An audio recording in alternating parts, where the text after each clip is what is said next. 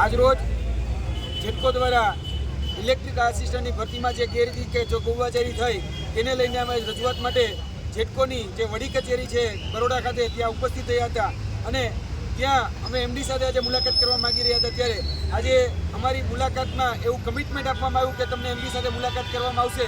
મુલાકાત જ્યારે અમે કહી શકાય કે એની ચેમ્બરમાં કે અધિકારીની ચેમ્બરમાં ત્યારે જેટી રાય જે અધિકારી હતા એમની સાથે મુલાકાત કરવામાં આવી, એટલે કે જે જનરલ મેનેજર જે HR હતા એમની સાથે અમારી મુલાકાત થઈ। એટલે ક્યાંક ને ક્યાંક વિદ્યાર્થીઓ સાથે છલ અને કપટ કરવામાં આવ્યું અને ખોટા કમિટમેન્ટ એમને આપવામાં આવ્યા। અને અમારી જે માગણી કે અમારી જે લાગણી છે એટલી જ છે કે આ જે ઇલેક્ટ્રિકલ આસિસ્ટન્ટની જે ભરતી છે જેમાં જે પોલ ટેસ્ટમાં એવું કહેવામાં આવી રહ્યું છે કે ક્યાંય ને ક્યાંય જગ્યાએ કોઈ જગ્યાએ ક્ષતિ જણાની છે, તો જ્યારે જે તે જગ્યાએ ક્ષતિ જણાની હોય ક્ષતિ દૂર થવી જોઈએ।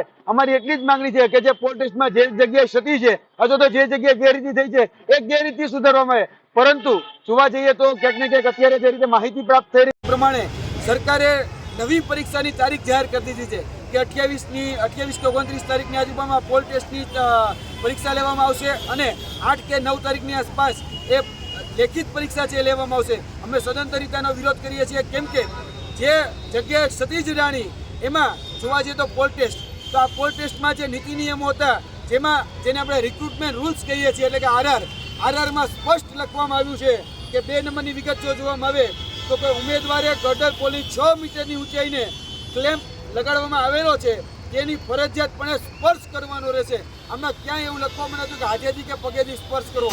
અને ત્યારબાદ જે પોલ ટેસ્ટની જે પ્રક્રિયા છે એમાં કોઈ પણ જગ્યાએ વિસંગતતા જણાય તો એ ઉમેદવારે ત્યારે ને ત્યારે તે જે અધિકારી હોય એને જાણ કરવાની રહેશે।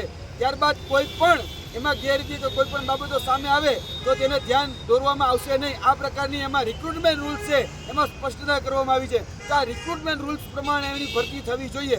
પરંતુ સરકારને આજથી 9 મહિના પહેલાં જે ભરતી લેવામાં આવી પોલ ટેસ્ટ એમાં એને ગેરરીતિ એટલે કે અચાનક જ 9 મહિના પછી એને બ્રહ્મજ્ઞાન થાય છે, એને કુંભકરણ નિંદ્રામાંથી જાગે છે અને કહેવામાં આવે છે કે આ ભરતીમાં 9મા મહિના એટલે કે 3જા મહિનામાં જે પરીક્ષા લેવામાં આવી ત્યાં અમારાથી ભૂલ થઈ છે। હવે આમાં અધિકારીઓની ભૂલ થઈ છે, જે તે જવાબદાર અધિકારીઓ જે હાજર હતા એને જે દિશા નિર્દેશ એને જે માર્ગદર્શન આપ્યું એ પ્રમાણે વિદ્યાર્થીઓ પરીક્ષા આપી તો એમાં ક્યાંય ઉમેદવારોનો બિલકુલ વાંક નથી। અમે સ્પષ્ટપણે કહીએ છીએ કે ઉમેદવારો સાથે અન્યાય થયો છે। જે તે જગ્યાએ જેનો વાંક છે એ જે તે સર્કલના જે ડેપ્યુટી એન્જિનિયર, જે જુનિયર એન્જિનિયર, જે એક્ઝિક્યુટિવ એન્જિનિયર છે, જે ત્યાં એ કહી શકાય નિરીક્ષક તરીકે હાજર હતા એમના દિશા નિર્દેશ પ્રમાણે એ ઉમેદવારોએ પરીક્ષા આપી છે, તો ઉમેદવારોનો બિલકુલ વાંક નથી અને જે યોગ્ય માપદંડો હતા યોગ્ય માપદંડો પ્રમાણે પરીક્ષા આપી છે।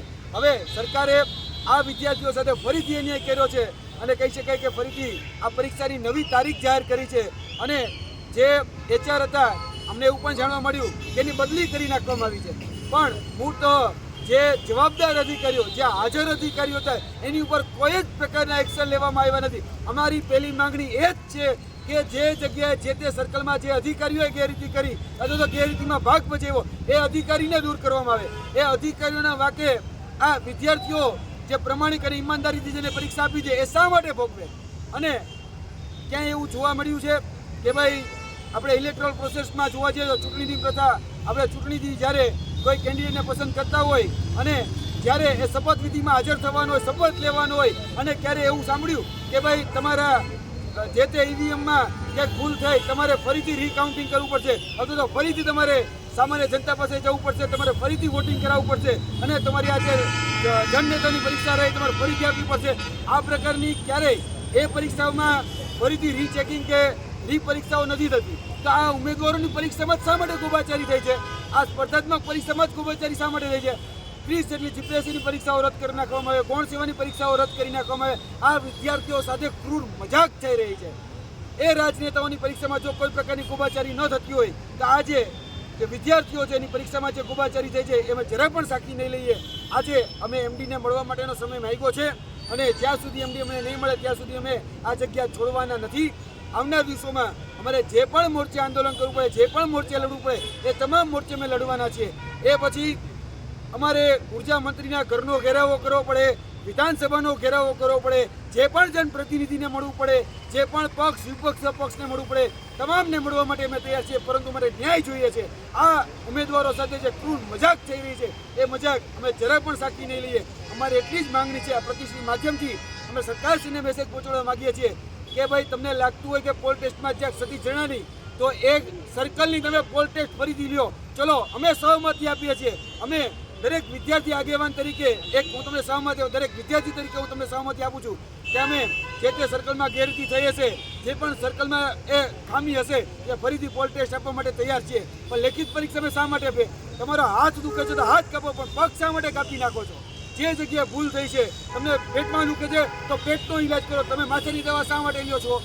અમે સ્પષ્ટપણે કહીએ જે જગ્યાએ ગોબાચારી કે જે જગ્યાએ ભૂલ થઈ છે એની જ ઈલાજ કરવામાં આવે. જે જગ્યાએ એટલે કે પોલ ટેસ્ટમાં ખામી છે કોઈ વાંધો નહીં, અમે પોલ ટેસ્ટની પરીક્ષા ફરીથી આપવા માટે તૈયાર છીએ. પણ અમે લેખિત પરીક્ષા એટલે કે અમારો ઉમેદવાર એક પણ જગ્યાએ લેખિત પરીક્ષા ફરીથી નહીં આપે. જય હિન્દ, જય ભારત.